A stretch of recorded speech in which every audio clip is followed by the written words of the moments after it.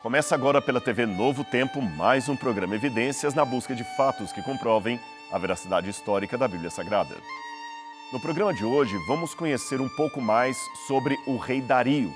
Você lembra, no último programa Evidências, nós dissemos que este rei acabou se tornando o conquistador da Babilônia.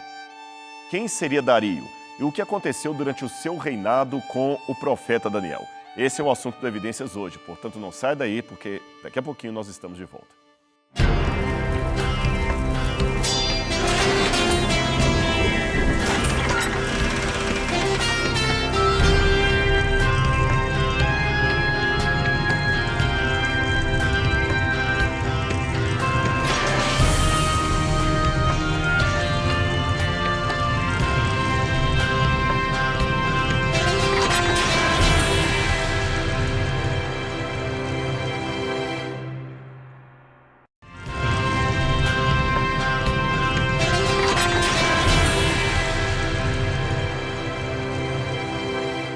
De volta com o programa Evidências, eu quero oferecer para você o guia de estudos do programa Evidências, com muitos temas interessantes e importantes sobre fé, teologia, Bíblia Sagrada.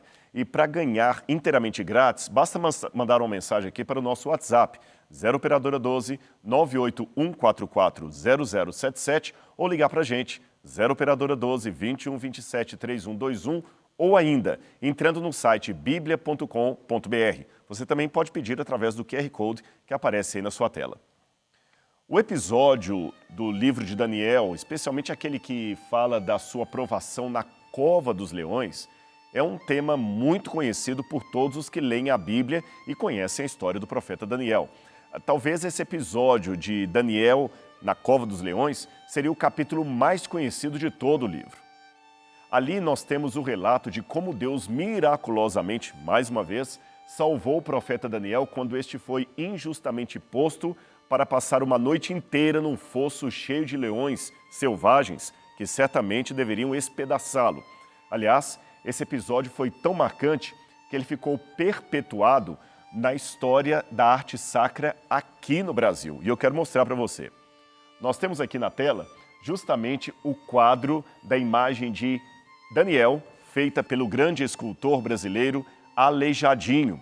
Aqui você pode ver Daniel e embaixo dessa imagem você tem justamente os leões que fazem parte da história de Daniel, capítulo 6, quando ele foi jogado no fosso dos leões. É claro que por razões bíblicas e confessionais eu não concordo com a adoração ou veneração de imagens religiosas.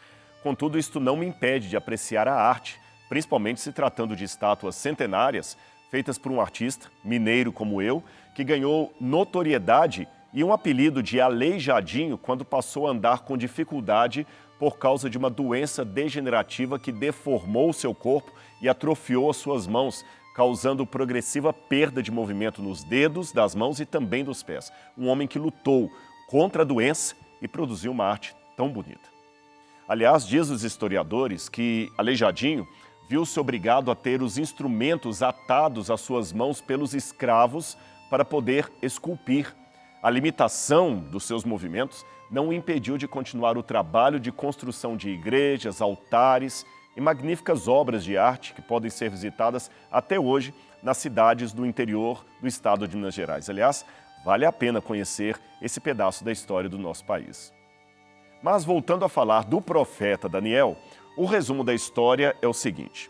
Quando ocorreu o evento da história, ou melhor, da Cova dos Leões, Daniel já estava na casa dos seus 80 anos de idade aproximadamente.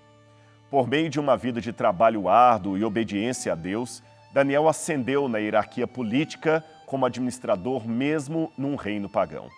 Na verdade, Daniel era tão honesto e trabalhador que os outros funcionários do governo, aqueles que tinham ciúme dele, não puderam encontrar nada contra sua pessoa que pudesse ser usado para destituí-lo do seu cargo.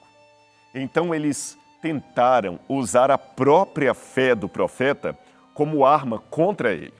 Eles enganaram o rei Dario para que aprovasse um decreto de 30 dias apenas, que dizia que qualquer pessoa que orasse para outro Deus ou outro homem que não fosse o próprio rei deveria ser lançado na cova dos leões. Daniel soube do decreto, mas nem por isso mudou seus hábitos espirituais. Assim como havia feito em toda a sua trajetória, Daniel orava 3 vezes ao dia. E como de costume, ele foi para casa. Voltou-se para a direção de Jerusalém, ajoelhou-se e orou a Deus. Os perversos administradores, aqueles que tinham inveja de Daniel, o pegaram em flagrante contraste com o decreto do rei. Então o rei Dario, que amava Daniel, ao perceber a cilada, até tentou salvá-lo, mas o seu decreto não podia ser revogado nem por ele mesmo. Os medos e persas tinham um costume tolo, eu diria, de uma vez aprovada uma lei, ela não poderia ser revogada por pessoa nenhuma, nem pelo próprio monarca. Ao pôr do sol, eles então jogaram Daniel na cova dos leões, porém nada lhe aconteceu, sabe por quê? O anjo do Senhor esteve com ele. O rei, por sua vez, não conseguiu comer ou dormir durante aquela noite toda, porque, como eu falei, ele gostava muito de Daniel. Ao amanhecer, ele correu para perto da cova dos leões e até perguntou, será que Daniel estaria vivo? Mas ali ele viu como o Senhor havia mandado um anjo para proteger a Daniel. Veja o que o próprio Daniel respondeu ao rei. Meu Deus enviou o seu anjo e ele fechou a boca dos leões. Eles não me feriram porque fui declarado inocente aos seus olhos. Nem eu jamais fiz nada de errado antes de você, ó rei. Daniel 6, 22. As escrituras também dizem que o rei ficou muito feliz porque o profeta sobreviveu à sua noite com as feras e Deus havia enviado um anjo para fechar a boca daquelas feras. Daniel então foi trazido para fora e foi-lhe dito então que ele teve aquele fortúnio porque ele confiou no seu Deus. Depois você lê aí na sua casa em Daniel capítulo 6, verso 23. Ao final desse episódio, é dito que o rei Dario mandou prender todos os homens que haviam acusado Daniel falsamente.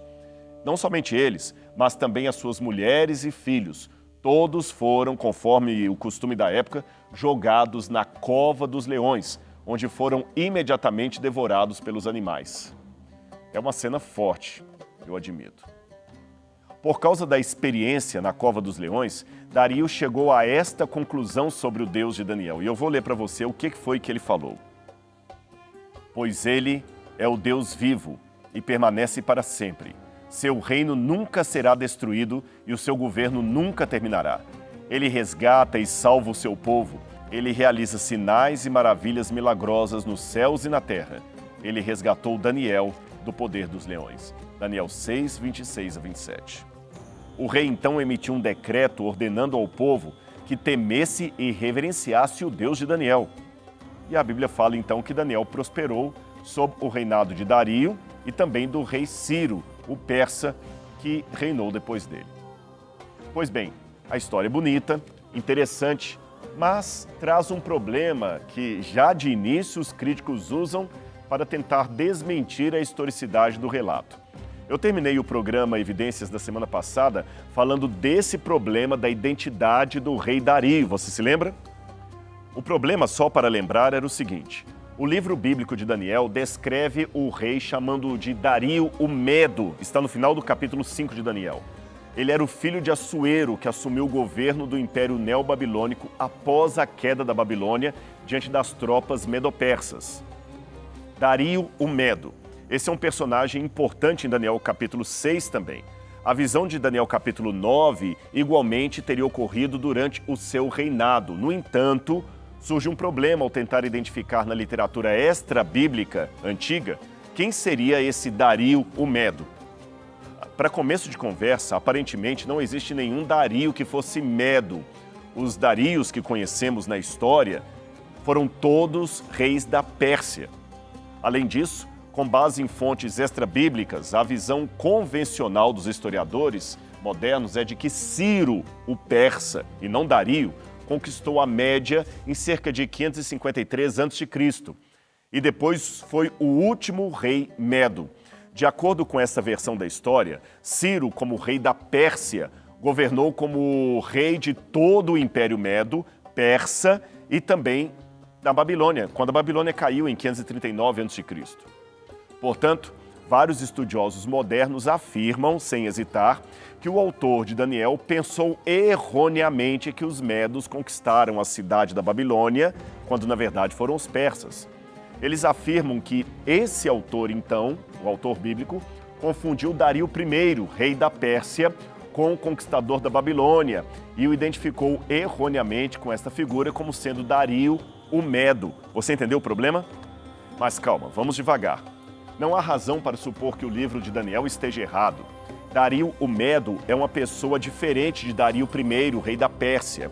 Dario o Medo era provavelmente um subordinado de Ciro o Grande que conquistou a Babilônia.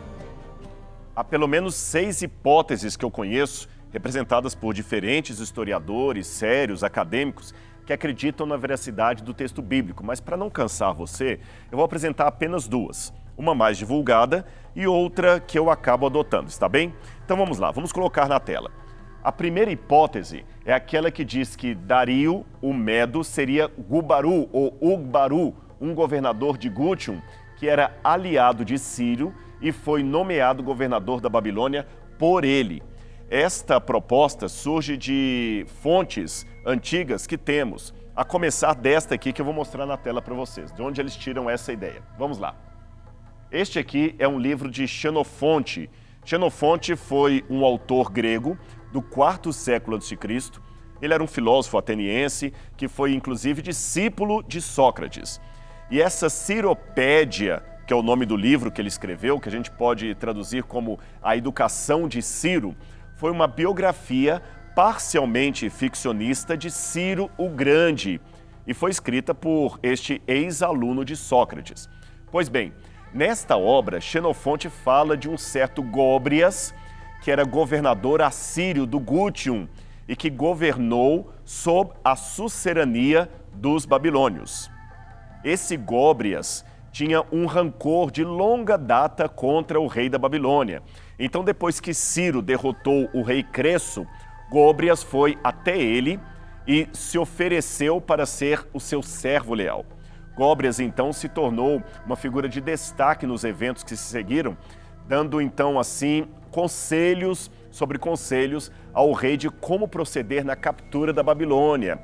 Ele também liderara as forças que tomaram a cidade. Então ele seria o primeiro governador da província da Babilônia que foi empossado pelo próprio Ciro. Então, para muitos, ele seria Dario o Medo, mencionado pelo livro de Daniel.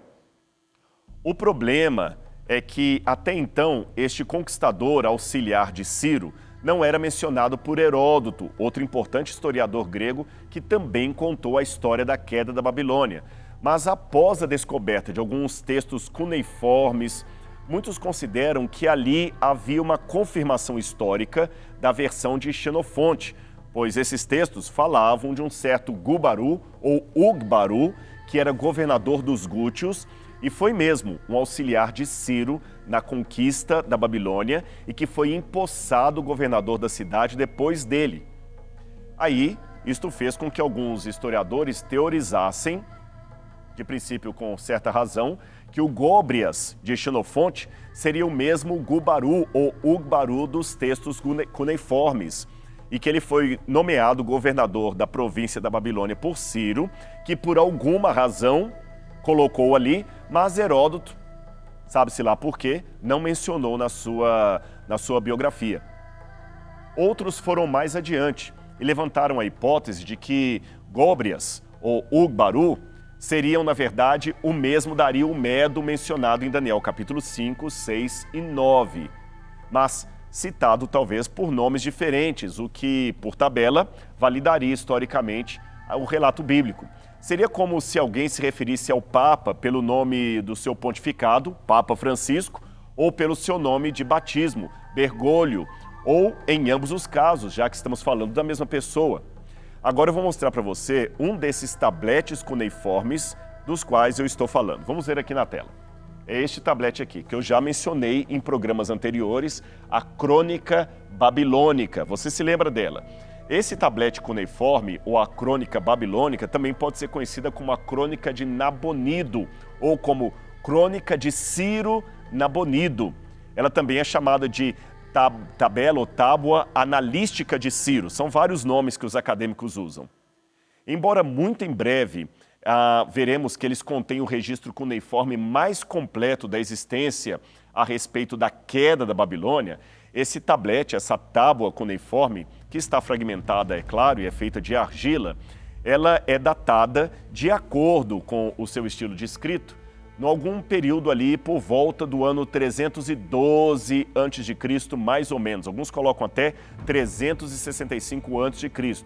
Porém, historiadores afirmam que essa inscrição provavelmente é a cópia de um documento muito mais antigo. Este documento seria um dos textos que fala de Gu-Baru, aliado de Ciro, e que estava com ele quando este tomou a Babilônia. Está fazendo sentido para você o levantamento histórico que eu estou apresentando? Então vamos continuar. Agora eu quero colocar outra coisa aqui no quadro para você ver. Nós temos a informação que no mês de Tamuz, que no nosso calendário seria o mês de julho, quando Ciro entrou na cidade de Ups, que seria Opis, às margens do rio Zalzalat, ele havia entrado em batalha contra as tropas de Akkad. Akkad, no tablete cuneiforme ali, é a Babilônia, tá bem? Ele havia entrado em conflito contra as tropas de Akkad e então subjugou os habitantes de Akkad, ou seja, do Império da Babilônia. Vamos continuar. No 14º dia, tudo isso está no tablete cuneiforme. Sipar, que é uma cidade, foi capturada sem batalha. Nabonido, ou Nabonidos, acabou fugindo. No dia 16, Ugbaru, ou Góbrias, que para alguns seria o Ciro, mencionado no livro de Daniel, ele, governador de Gutium, e o exército de Ciro entraram na Babilônia sem batalha. Posteriormente, Nabonido, que é o mesmo Nabonidos de cima, foi preso na Babilônia quando voltou para ela. Você percebeu? Segundo o doutor William Shea, que por muitos anos foi professor de Antigo Testamento e Assiriologia na Universidade Andrews, nos Estados Unidos, Ugbaru ou Gu-Baru, mencionado nesses textos cuneiformes, seriam, na verdade, a mesma pessoa, sendo, portanto, o governante imediato, aquele que foi colocado na Babilônia quando ela caiu na mão dos persas. Mas esse governante acabou morrendo após a conquista da cidade, algum tempo depois. Então ele seria o Dario mencionado no livro de Daniel, capítulo 6. Uma visão ligeiramente diferente dessa foi apresentada pelo Dr. John Clement Whitcomb, um teólogo americano que escreveu uma monografia acadêmica a esse respeito. Ele argumentou que o Gu-Baru era uma pessoa diferente de Ugbaru, porque na crônica de Nabonido diz que Ugbaru morreu 3 semanas após a queda da Babilônia, enquanto Gu-Baru é visto como governador da província da Babilônia no 4º ano de Ciro. Então, na opinião desse estudioso, esse Gu-Baru é que seria o rei Dario mencionado no livro de Daniel. O grande erro de Whitcomb é que ele não se deu conta que existe mais de uma pessoa com o nome de Gu-Baru nos documentos cuneiformes que nós descobrimos até hoje. Esse que governou a cidade no 4º ano de Ciro não é o mesmo que entrou na Babilônia por ocasião da sua queda. Logo, nesse ponto, a evidência está mais a favor da interpretação de William Shea, ou seja, que Ugbaru e Gu-Baru seriam, nesse texto, a mesma pessoa. Agora, identificar esse nome como sendo o mesmo Dario do livro de Daniel, aí é mais complicado. É pelo seguinte: de acordo com o Dr. William Shea, de saudosa memória, esse homem, que foi um acadêmico como poucos, desenvolveu uma hipótese que, por mais atraente que seja, também não está isenta de alguns problemas que eu vou apresentar para você. O primeiro problema que eu vejo com a hipótese do Dr. William Shea é que, supondo que o Gu-Baru, mencionado nos textos cuneiformes que eu acabei de mostrar, seria o mesmo Góbrias de Xenofonte, aí eu tenho uma dificuldade, porque Xenofonte nos diz que Góbrias era, por nascimento, um assírio, que muitos leem como sendo um babilônico ou um babilônio nativo. Só que Daniel capítulo 9, verso 1, afirma que o Dario da Bíblia era da linhagem dos Medos, filho de Assuero. Logo, não pode se tratar da mesma pessoa.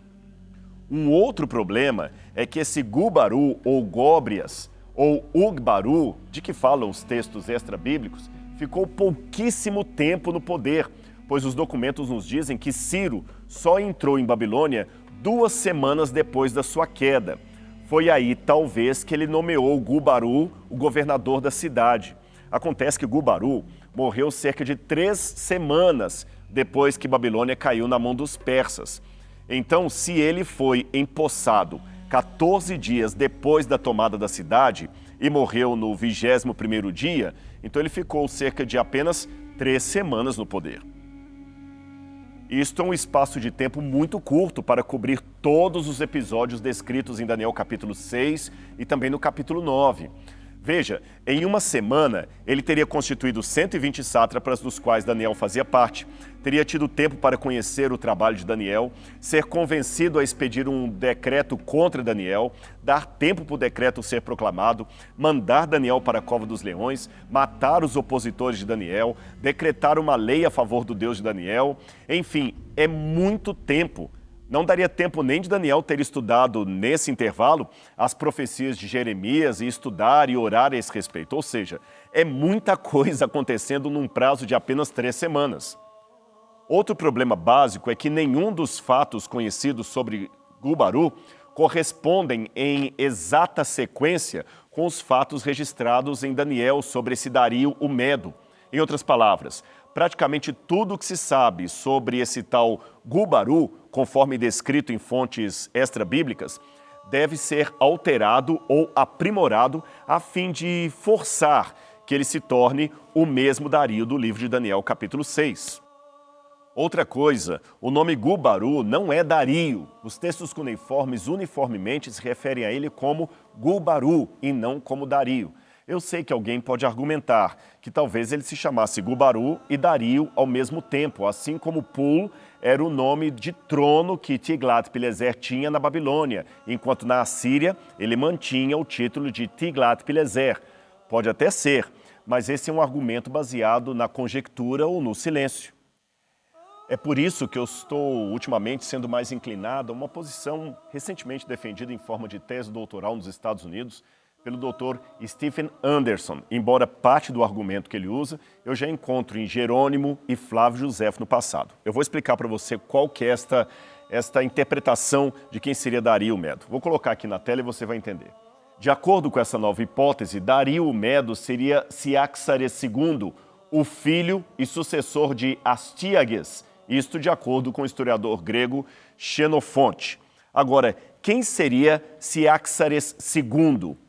Bem, Ciaxares II era considerado um dos reis dos Medos, cujo reinado é longamente descrito pelo historiador grego, que eu já mencionei, Xenofonte. De acordo com a Ciropédia de Xenofonte, Ciaxares II era tio de Ciro o Grande, tio. Ele descreve que o persa, o rei Tiro, era líder das campanhas para a conquista da Babilônia em 539 a.C., enquanto o seu tio, Ciaxares, permaneceu em Ecbatana.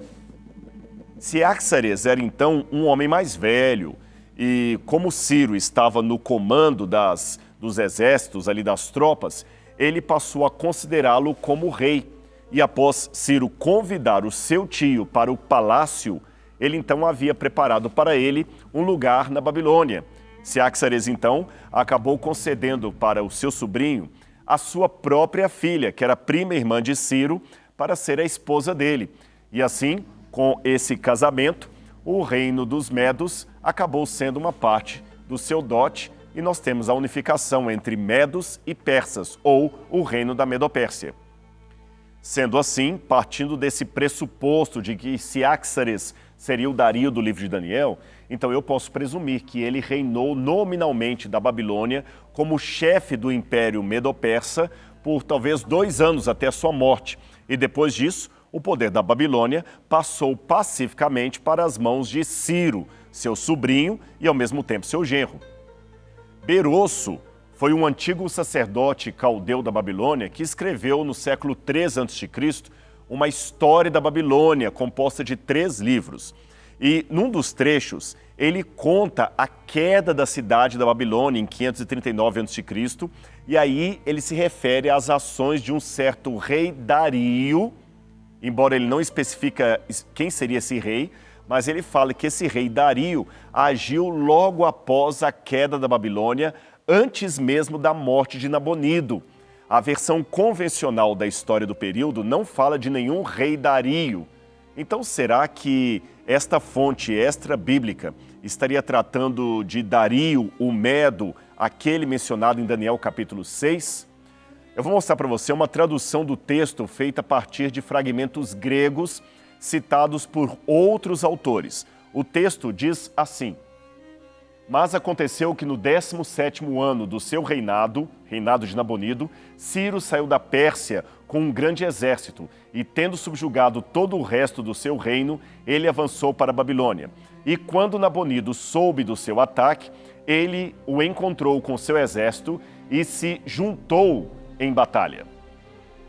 Então, foi derrotado na batalha e, fugindo com algumas tropas, ele foi confinado dentro da cidade de Borsipa. Então Ciro tomou a Babilônia. Mas o rei Dario tirou parte de sua província para ele mesmo. Mas o rei Dario o manteve fora daquela província. Então Nabonido passou o resto do seu tempo naquela terra e morreu. Você percebeu esse texto? É provável que esse Dario mencionado aqui não seria Dario o persa, mas sim um outro Dario que esteve na Babilônia por ocasião da sua derrota antes da morte de Nabonido. Mas alguém pode contra-argumentar que o pai de Ciaxares, de acordo com as fontes extra-bíblicas, seria Astíages, enquanto Dario, do livro de Daniel, era filho de Assuero. Como responder a isso? Bem, embora essa possa não ser uma prática tão comum no Antigo Oriente Próximo, os reis poderiam eventualmente traduzir para outras línguas o seu nome. E era de fato típico que governadores persas pudessem adotar nomes diferentes quando assumiam o trono dos seus nomes próprios. Eu sei que é uma hipótese, mas ela é razoável e nos mostra a possibilidade histórica do contexto bíblico. Como você pode ver, a Bíblia é um livro cujo estudo envolve muitas ciências, muitas análises, muitos especialistas. É claro que algumas coisas que levantamos são hipotéticas, mas com um fundamento acadêmico, um fundamento arqueológico e, por que não dizer, científico. Eu espero que você esteja gostando dessas informações do livro de Daniel e eu tenho certeza que você deve estar imaginando, poxa, eu não sabia que Daniel tinha tanta coisa assim para estudar. Mas tem muito mais aguardando por você, especialmente a partir do próximo programa, quando vamos falar das profecias de Daniel capítulo 7. Então nos aguarde no programa Evidências semana que vem. Um abraço e até lá!